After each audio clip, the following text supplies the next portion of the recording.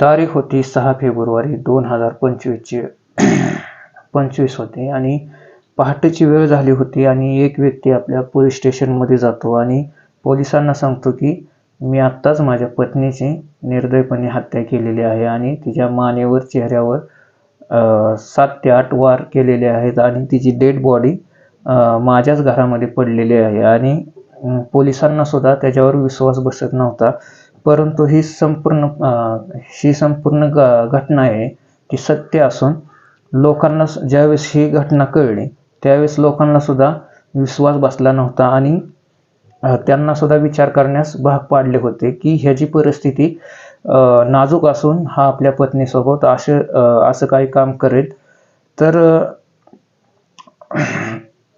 नमस्कार मित्रांनो, स्वागत आहे तुमचं आपल्या मराठी यूट्यूब चॅनलमध्ये.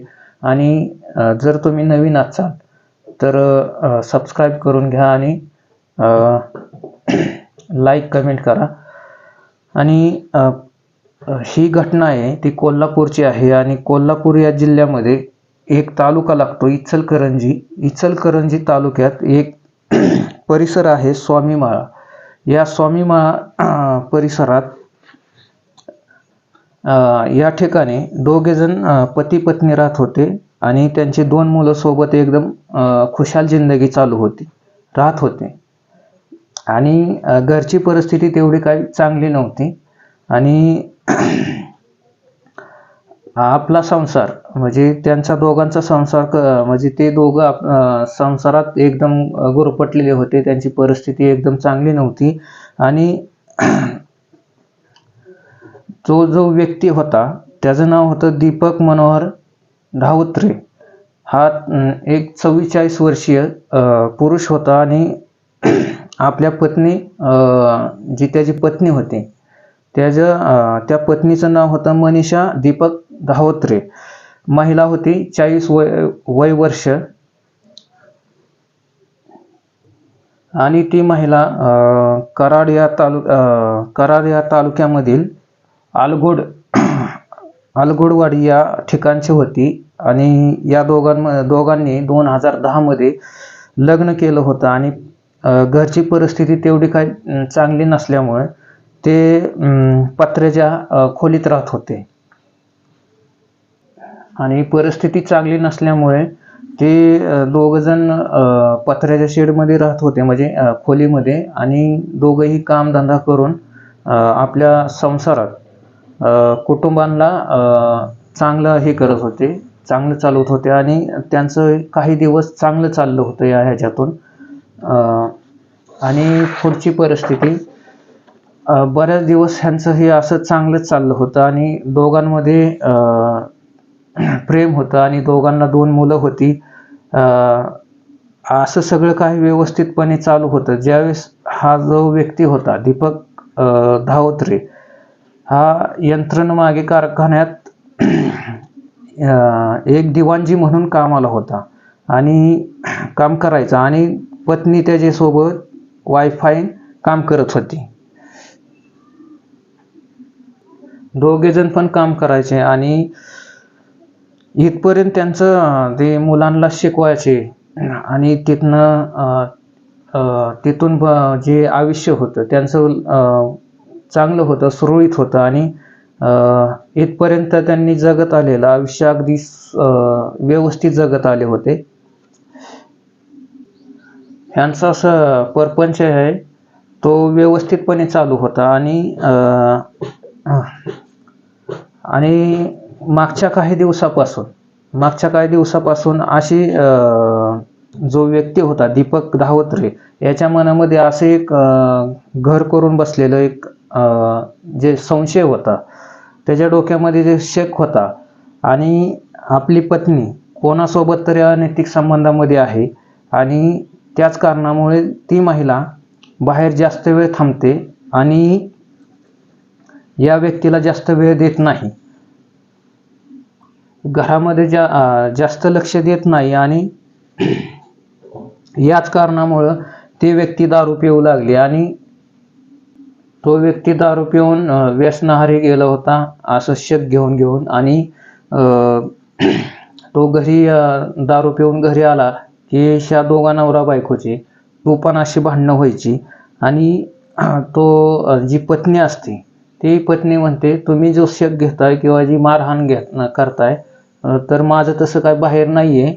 जर तुम्ही हे दारू वगैरे आणि शेक घेण्याचं प्रमाण कमी करा आणि दारू घेऊच नका.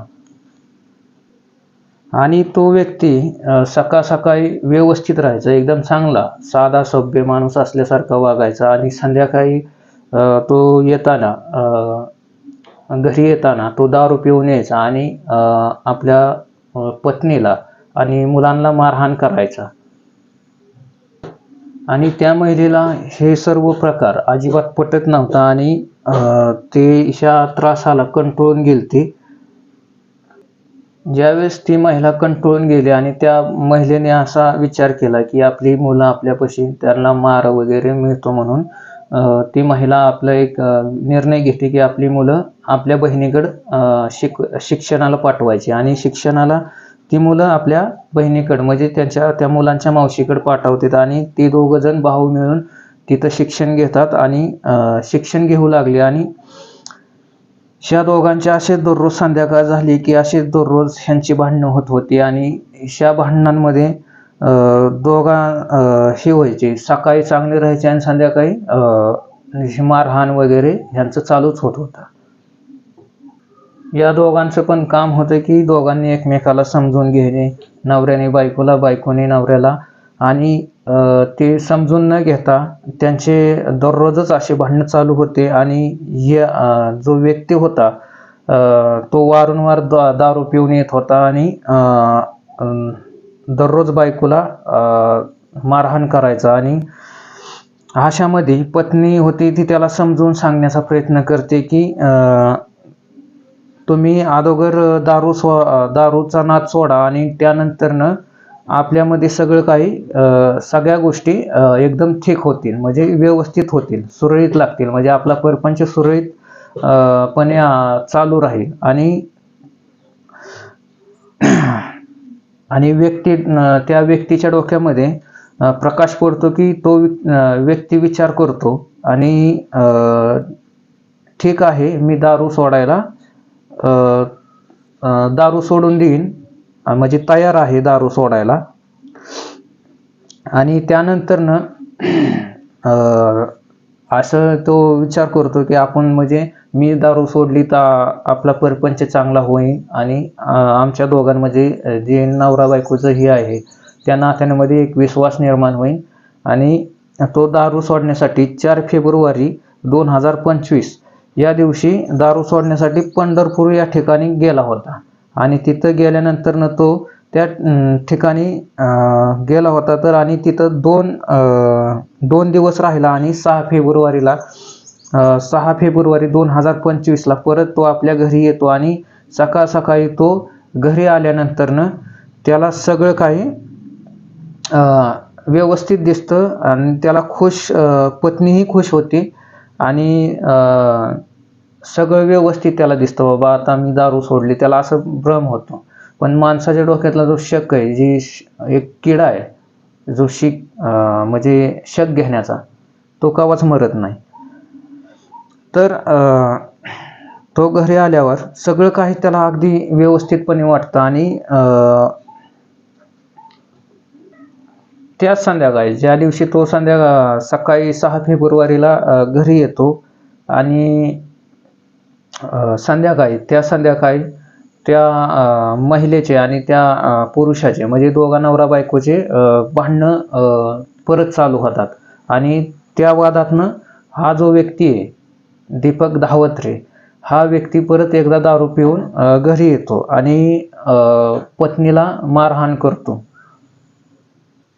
तर त्या व्यक्तीला त्याच्या मनात खूप प्रचंड वाईट विचार येतात, आज हिला काही केलं तरी सोडायचीच नाही, म्हणजे असं एकदम शक घेतल्यावर माणसाच्या डोक्यात जे विचार निर्माण होतात अशातनंच त्या व्यक्तीचं एकदम मानसिक संतुलन ते एकदम फिरलेलं आहे. आणि तो असा जे त्या दारूच्या नशेत अशी टोकाची भूमिका घेतो की तो आपल्या पत्नीला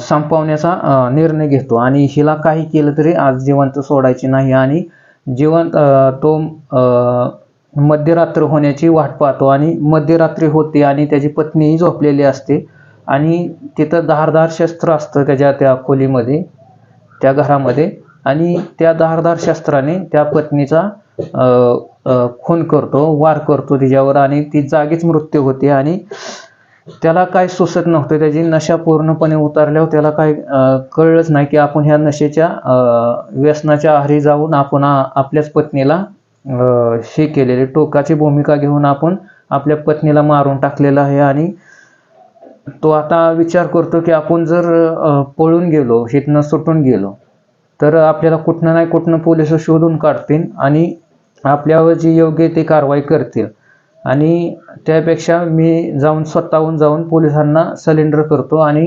ह्या गोष्टी मी म्हणजे हा जो गुन्हा घडला आहे तो मी कबुलीनामा करतो, असं त्याच्या डोक्यात तेवढा तरी प्रकाश पडलेला आहे.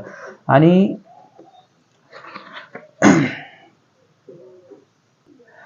त्याची पत्नी गाढ झोपी गेलेली असल्यामुळे तिच्या पत्नीलाही काही कळलंच नाही की आपल्याबरोबर काय होतंय ते. आणि तो व्यक्ती जवळच्या पोलीस स्टेशनमध्ये जातो आणि तिथे जाऊन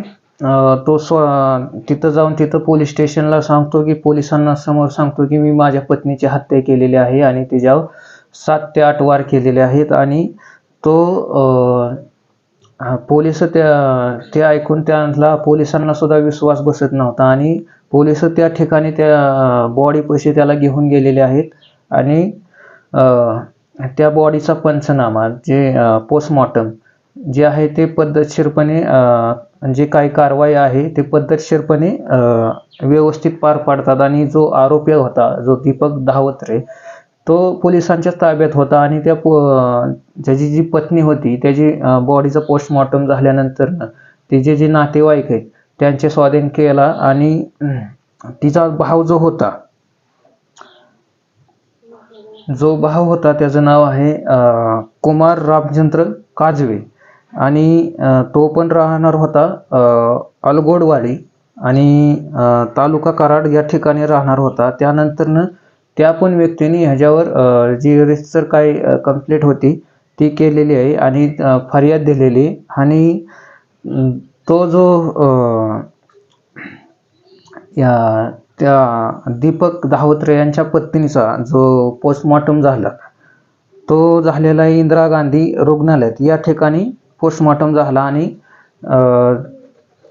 त्याने दीपक धावत्रे यांनी स्वतः गुन्हा कबुली गेला आणि ह्या गोष्टीतनं कसं आहे मित्रांनो तुम्हाला सांगायचे म्हणजे कोणाच्या नात्याला बदनाम करणे किंवा कोणाला दुःख देणे हे आमच्या भावना नाहीत, तर ह्या चॅनलच्या माध्यमातून तुम्हाला फक्त सावधान करणे हाच आमचा हेतू आहे. आणि जी घटना घडलेली आहे ती घटना फक्त एक शक, जो डोक्यात शक असतो त्या शकामुळे झालेली आहे आणि ज्या सर्व गोष्टी आहेत दारू, शक घेणे हे डोक्यात न घेतलेलं म्हणजे तुम्ही तुमच्या परपंचात राहा, तुम्ही तुमचा संसार करा, दोघांनी एकमेकांवर पत्नीनी आणि पतीनी दोघांनी एकमेकांवर विश्वास ठेवा आणि अशा काही गोष्टी होणाऱ्या त्या टाळा आणि सतर्क राहा, सावधान व्हा.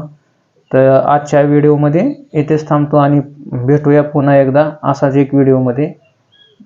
जय हिंद, जय भारत, जय महाराष्ट्र.